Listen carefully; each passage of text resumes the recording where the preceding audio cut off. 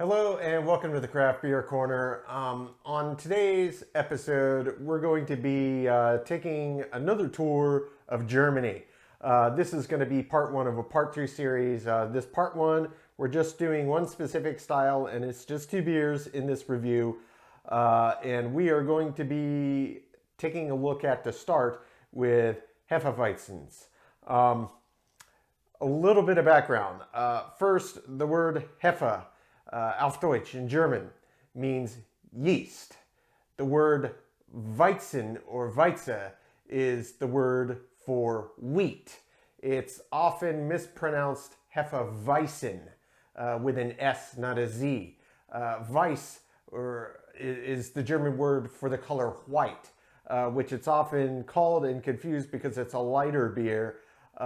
And you could call it a white ale if you wanted to, but strictly speaking, it's Hefeweizen with a Z. Z's in German make kind of a TS sound, so Weizen, not Weissen. Today's beers, we're starting with two of the big ones. You can find these pretty much anywhere that sells good German beer. These are not that challenging to find. I have multiple locations here in Tampa I can get these. There's a really great German restaurant very near to my house that has a massive beer selection and a big beer cellar and beer cooler with hundreds of different beers and many German offerings. But I did actually pick both of these up at Total Wine, which these are also very easy to find there. So if you have a good craft beer supplier near you, these should not be that big of a challenge to find. We're going to be starting with the Weihenstephaner. This version of the Hefeweizen is 5.4% ABV. Weihenstephaner happens to be the oldest, at least continuously operating brewery in the world. I mean, it's just old. I forget. You know what? Maybe the label has something on it. I know it's the oldest, but I don't recall what year they were actually... 1040. 1040 is when this brewery was founded. So yeah, they've been brewing for nearly 1,000 years. So that's a pretty impressive stat. The second is also another Hefeweizen. This is a 5.5% ABV, and this is the König Ludwig. Both of these beers, relatively easy to find. So we're gonna just compare, see what these offerings are, you know, from two completely different German breweries.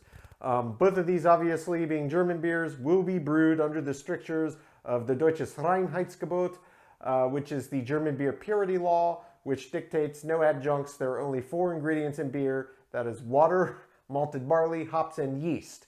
So every bit of what these bring to the table is going to be based on what specific malts and hops were used, how they added them into the process, in what amounts, and what specific yeast strains. Obviously, I'm assuming both of these are brewed with traditional Hefeweizen yeast. It has a very distinct and unique flavor profile. Pick up cloves. Most people will taste cloves on them. That is probably the most forward flavor that it imparts. But you also get some tropical fruit in the back. Banana is a very common one, which is kind of a unique flavor in a beer. But nonetheless, we're going to jump right in there. See what both of these beers have to offer, and we will be starting with the Weihenstephaner.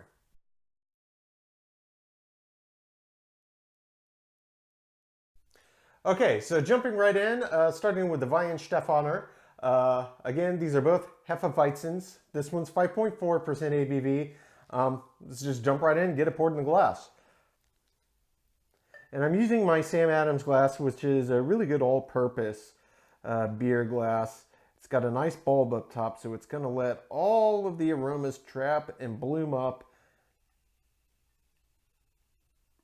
And I'm trying to be not super aggressive with this pour. I do want to get a nice classic head on there, which indeed I did. Okay, so I'm getting better. I don't profess to be an expert beer pourer, but looking at this, you can see it's quite light. This is a classic appearance, and I don't know if the camera's picking it up very well or not, but it is a hazy beer style.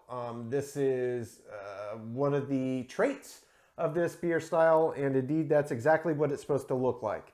It's got that yeast settling in there, and the wheat beers tend to be a little more cloudy, as it were. But it's poured, it's looking good. The head looks great. It's holding, it's got really nice, tight, silky, foamy bubbles. That's the appearance on there. No big pockets popping, so this head ought to hold for quite a while. Let's give it a sniff. Yeah, it's got a really big aroma, as you expect. And you notice that it smells kind of malty. You can pick up kind of some toast, cracker, bread kind of notes, but then there's this underlying spiciness from the cloves that you get, and it's very pungent on the nose. Yeah, that does come through quite strongly, and that is a character trait of this beer style, and it all comes down to the Hefeweizen yeast strain. It's just got that clove quality to it. It's a very unique beer style. One of the very first beer styles I enjoyed frequently when I first got into quality beer many, many years ago. But without further ado, let's give this a sip. Yeah, that head's still holding nicely.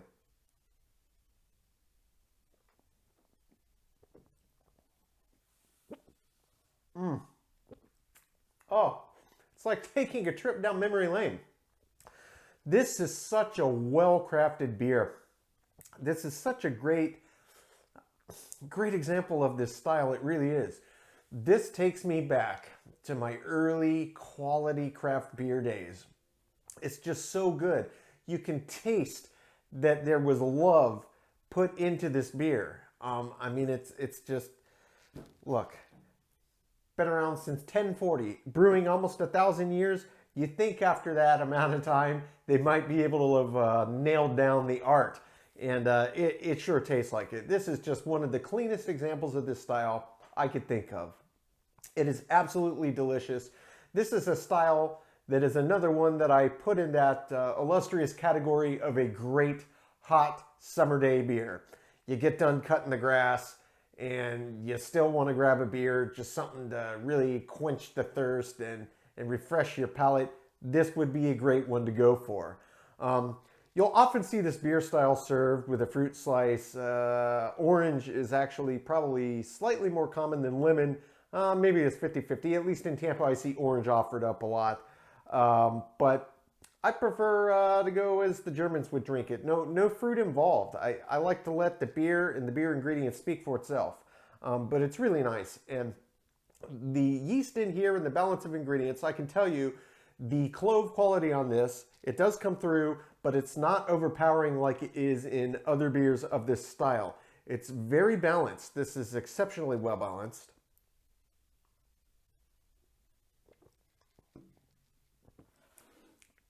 And although it's a light beer and not a super high ABV, it's actually got a decent body to it. And the mouthfeel's got a little thickness, but it's very smooth. I wouldn't say silky, but it's a smooth mouthfeel. It's got a medium body, so it's got some substance to it. And the finish is just super clean. It's super clean, and it's not the longest finish in the world, but it's super clean, and it lets you taste a really good balance and mix of the yeast strain that is so unique to this style, that is the dominating flavor profile, and it lets you taste the malt bill that they used in this one. It's just very, very well executed beer. The head is still holding strong too. Great one. I'm looking forward to coming back and giving it the full review, and we'll break down, but let's go ahead and try the second one. The last one is part one series of Germany. And that is the König Ludwig.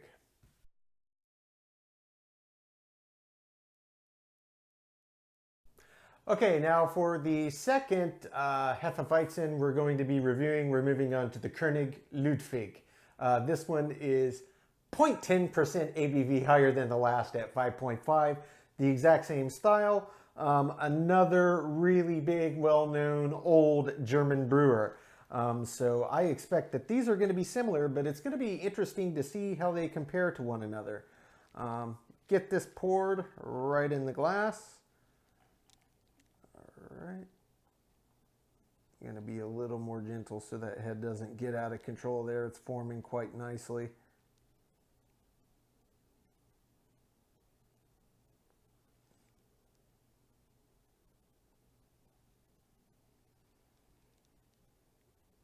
Okay, and we got it all in. And right away, looking at it in the glass, I mean, you could put these side by side and I don't think I could tell you the difference between them. They look positively identical in color. The head is forming in the exact same fashion, really super tight, creamy, silky looking foam head with hardly any larger bubbles that are breaking up in there. I'm gonna take a whiff of it, see what the aroma lets on the nose. Now actually this does smell slightly different than the Weihenstephaner did. This is, it smells more malty and it's more pronounced. There is just the slightest hint of clove and tropical fruit on the back, but the overwhelming aroma on this one is very much the toasted, bready, kind of crummy, baked good type aroma that you get from the malts here. This head, again, I expect is going to stick pretty well. I mean, that's picture perfect for this style. We're going to go ahead and jump right in.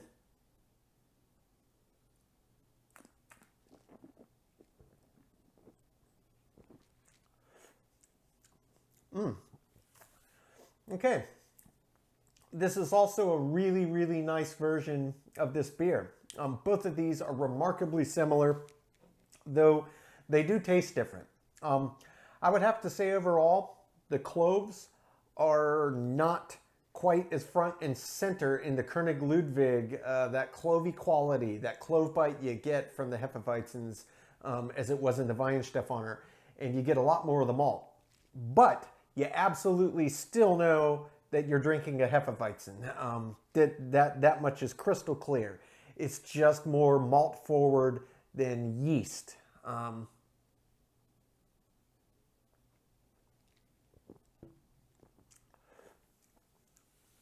Which is not a bad thing. The clove comes through a lot more on the end here. And in this one, even though you get a little bit on the nose, I don't really taste any of that kind of classic banana or other tropical fruit notes that you often get with this style of beer because of the yeast strain. I just don't.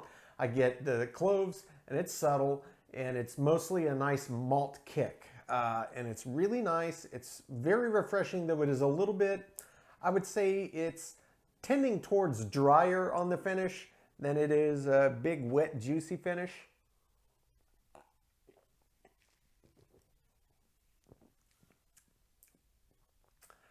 The body on this one is maybe not quite as heavy as it is on the Weihenstephaner, but the mouthfeel is much bigger and silkier on the König Ludwig. The finish is, I'd say they're pretty equitable about their length. This one maybe lingers slightly less long. I mean, they're very similar. It was really interesting to taste them side by side and back to back just to see how the different brewers interpret the exact same style. And again, because these are the German brewers, they are bound by law of the Deutsches Reinheitsgebot that they cannot use any adjuncts. So it is all down to brewer skill. It's about what malts they're using, how they're roasted, the quality of the ingredients, and the water and the yeast and the hops. And yes, these, like pretty much all beers, without exception, do have hops in them, though you're not going to pick up hops, really. That's not the overarching flavor or character that comes through. It's very much, this beer style is very much a story of the malt and the yeast, and that is how it is traditionally done, and these two are no exception. Really good beers, both remarkably similar, but they're different enough that you may have a preference one way or the other. I will come back and we'll get the full rating on both of these, and that will wrap up part one of our Hefeweizen section of the second tour we're making of German brewers.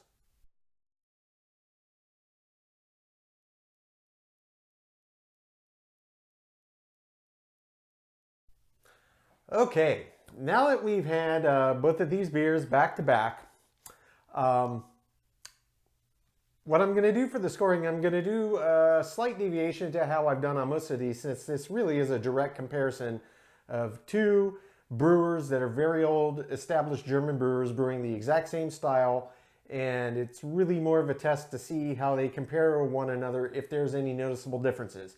So I'm just going to go category by category, starting with the score for Weihenstephaner, followed by the score for the König Ludwig. So for the aroma, I like the aroma on the Weihenstephaner greater. It belied the clovey nature of that yeast strain much more prevalently than did the König Ludwig. So 9 for Weihenstephaner, 8 for König Ludwig. For the taste, they both got a 9. Great flavor. This was so indicative of this style, and both of these brewers have been around for a very long time and should be able to brew this style particularly well, and indeed they do. Moving on to the body, it deviates again. The body on the Weihenstephaner was I gave it 1 point higher. I gave it an 8, and I gave the body on the König Ludwig a 7. They were both above average, but this just had a bit more substance to the body, and this was just a little flatter. Now the mouthfeel, it reverses. So the mouthfeel on the Weihenstephaner was a 7. On König Ludwig, it was an 8. And honestly, I could have gone to a 9. I was on the fence, but said, you know what? Let's just give it what my gut went with first. Let's give it an 8 out of 10. Well-deserved for both of them, still both well above average. The finish on both of them, I gave it a 7. Classic of the style. It was well above average, and it was nice and long and kind of let you pick out the independent parts and layers, and finished very differently, but they were both very strong finishes. The König Ludwig had a bit more of a dry finish than this did, but they were both equally long and let you pick out the very specific elements of their unique malt bill and the characteristic yeast strain that is used to brew this beer, which is the Hefeweizens yeast. Next category is the head and the retention. Weihenstephaner was perfect, got a 10 out of 10. König Ludwig was a 9. It dissipated just a bit quicker than the Weihenstephaner, even though it formed nicely. It did have some bigger air bubbles that popped up there and caused the head to collapse a little more quickly than the Weihenstephaner did. Still both excellent, very good examples of the style in how the head formed and retained itself, but just the nod goes to Weihenstephaner on that one. Moving on to the appearance, I couldn't tell them apart, and they were both picture perfect for the style. Perfect 10 out of 10 there. The balance, I gave the Weihenstephaner an 8, and I gave the König Ludwig a 9.